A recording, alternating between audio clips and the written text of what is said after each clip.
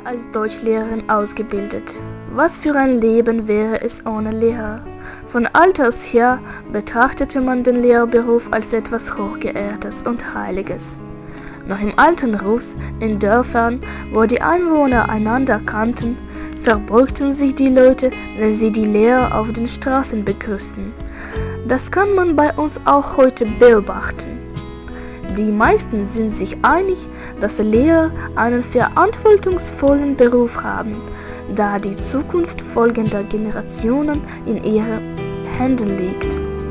Sie achten den Lehrer, da er nicht nur als Wissensvermittler, sondern zugleich auch als Sozialarbeiter tätig ist.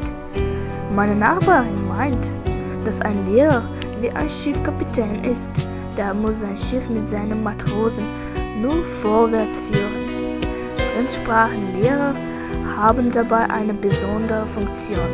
Die Sprache lehrend vereinigen sie die Menschen der Erde. Es ist sehr wichtig zurzeit, wenn die Kinder aus verschiedenen Ländern einander verstehen, können sie später zusammen globale Probleme lösen. Wer heute die deutsche Sprache nicht kennt, kann kein Europäer sein.